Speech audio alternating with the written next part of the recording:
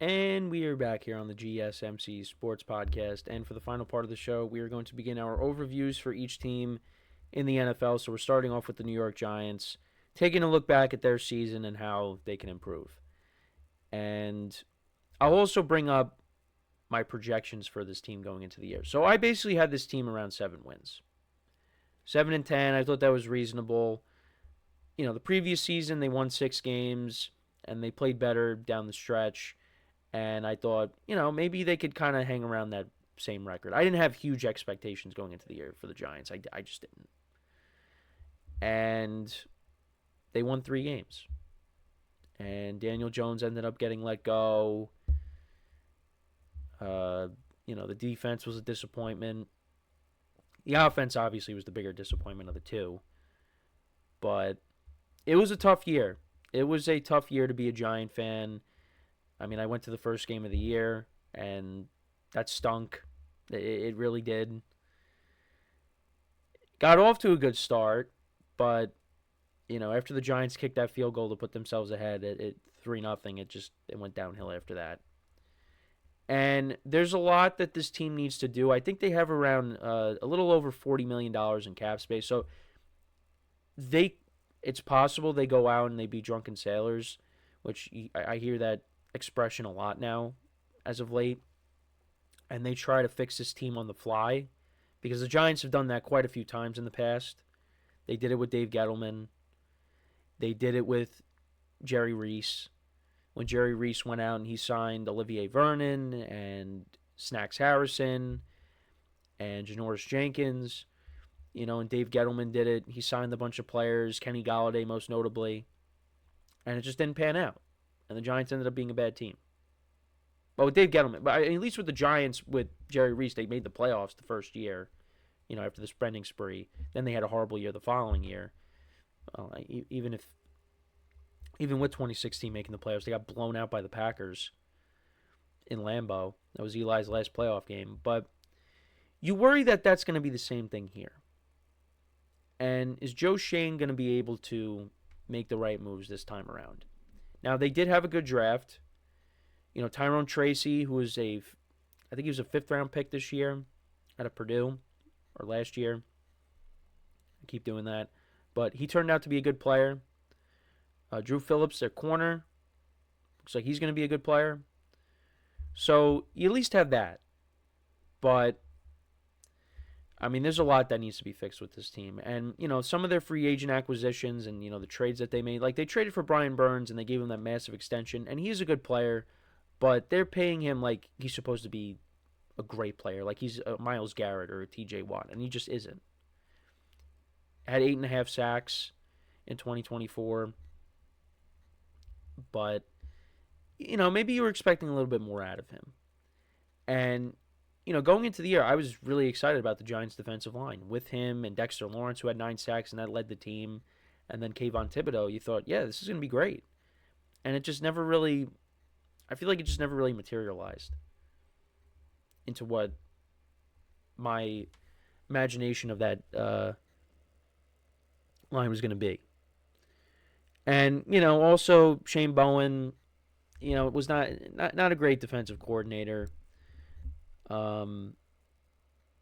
It's tough. It's tough. And, the offense, like I said, it's the bigger disappointment of the two. From the quarterback position, it was just Malik Neighbors. Well, I shouldn't say that. I was talking about just from a receiver standpoint. But Malik Neighbors was a lone bright spot. Wan'Dale Robinson's a good player, but Jalen Hyatt's been a massive disappointment. Tight end, and Theo Johnson got hurt. The tight end out of Penn State. And you were hoping that when they got Darren Waller the previous season that he was going to be the guy, and that just did not happen. Devin Singletary was not a good signing. Tyrone Tracy took that starting job from him. And, you let go of Saquon Barkley, and you see what he did with Philadelphia. He ends up winning a Super Bowl. I mean, I don't think anybody really could have imagined Saquon having this kind of a season. I mean, I think we all expected he was going to be very good, but did we expect him to, come within 100 yards of breaking Eric Dickerson's rushing record? No, I don't think so. I don't think many people thought that. So the Giants look really silly right now, and they got to figure out things at quarterback. Offensive line is still an issue, and the line was playing better. You signed a couple of linemen, Runyon and Illuminor, but once Andrew Thomas went down, that line just kind of fell apart. And they need to get, Andrew Thomas healthy. He needs to stay healthy. That was a Gettleman draft pick, and that draft pick actually has turned out to be very good, but the problem is he can't stay on the field. He gets hurt too much. So that's something they got to continue and improve on. I'm assuming they will address offensive line at some point in the draft. I do think they need more playmakers on this offense besides Neighbors. Need to get another receiver. I wouldn't be surprised if they go out and they draft another running back in the later rounds. And there's a ton of running backs in this draft. I mean, I say it over and over again. But you got a ton of running backs in this draft. Defense, I'm assuming maybe they'll go out and they draft a corner. They'll draft somebody in the secondary because they definitely need that. I feel like they could maybe go out and they draft a linebacker, or they could bring one in. I mean, you got Bobby Okereke was a good signing, but I think they'll probably need somebody else. But yeah, this is probably Brian Dable and Joe Shane's last shot to do something. This is it.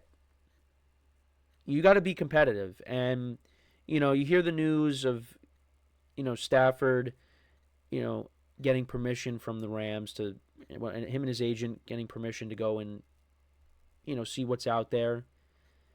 If other teams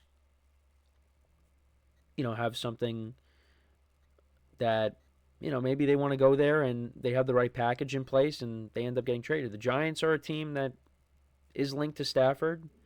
I don't think it's going to happen, but I would welcome it just as long as they don't give up a king's ransom for him, because that could be a disaster. But when you got a team, when you got a head coach and a general manager that are desperate, they could do something like that and give up a lot of assets to get an aging quarterback. So I do worry about that. But they could also go the other route of, signing a Russell Wilson and, then you take a quarterback. I mean, even if they got Stafford, I mean, what do we think they're going to do? I mean, they could take a quarterback, but they could also take, one of the receivers that's available, and then maybe you try to get another quarterback in the later rounds. That's what I'm hoping for them to do. Is you get a veteran, and then you take, Travis Hunter, or you take, Tetairoa McMillan with your pick, and then you try to get, one of these other guys in the second round. If Jackson Dart's there, although he could be climbing up people's draft boards, I don't know. But that's what I'm hoping for, because this offense needs more. Malik Neighbors is going to be a star, but you need somebody else to help him out. Oh yeah, and how could I forget about Malik Neighbors? But because I brought up Tyrone Tracy and Drew Phillips. Hello, Malik Neighbors. But yeah, I mean, that's a given. We knew he was going to be good. But some of these other draft picks, we weren't sure going in. But that's where the Giants are at. It's tough, and we're going to talk about the other three teams in their division this week, and they got to play. They're behind. They got to play catch up. Now you're behind the Commanders, a team that you owned for years. Now you're behind them because they have their quarterback. And there's definitely an alternate universe out there where Saquon Barkley ended up getting re-signed. They dumped Daniel Jones and they drafted Jane Daniels. And they were the team that played the Eagles in the championship game and lost. But still, it's just, there was a world where there was a possibility for that to happen. But they had to win those meaningless games at the end of the year last year. And I know everybody, and I will throw myself into that. But yeah, you blame Tommy DeVito for winning those games. Because look at what they could have had. But what did you expect? Tommy DeVito was going to go out there and lose? Tommy DeVito wanted to go out there and win. But I got to tell you, some people in this area, you got some, and they're doing it just to say it. They're doing it just to do it. But when you say that, Tommy DeVito was going on this run, you're like, he could be the next Tom Brady. Stop. We got to stop doing that. Got to stop having those takes. And look, my takes aren't always great. I get it. I'll acknowledge it. I was wrong plenty of times when it came to the NFL season. But, I'm not saying things like that. So, we'll see what the Giants do. But like I said, it's easier said than done. I gave you the things that they got to do to improve this team. But they're not going to be able to do all of it in one offseason. They got to get more dynamic playmakers on this offense. I'm going to say that constantly with a lot of teams. But you need somebody else besides Neighbors, another threat. There's something, the secondary needs improvement. The offensive line, on the interior. So, we'll see what the Giants do. But, yeah, I had them at 7 wins. They won 3. So, that is the first overview. And we will be doing the Cowboys tomorrow. So, like I said, we'll be going division by division. How right was I? How wrong was I with some of these teams? What they have to do to improve? How their seasons went? One last thing with the Giants. Still can't wrap my head around this. How did they win in Seattle? Last time I'm going to say that. How did they win in Seattle? How did that happen? Does anyone know? Because I really don't. I don't get it. But that is pretty much it for the show for today. Thank you guys for tuning in. Make sure to check out all of the other shows as well. Make sure to leave a like, comment, and subscribe to the video. I was a little nervous coming into the show today because I didn't know how my voice was going to be because there was a lot of screaming and yelling over the weekend. It was a nice time that we had, but the voice is fine. We were doing a lot of singing as well at the top of our lungs. But it was a good night, but the voice is fine. And so that's pretty much it. As always, I'm your host, Kenneth Grunfelder, signing off from the GSMC Sports Podcast, brought to you by the GSMC Sports Network.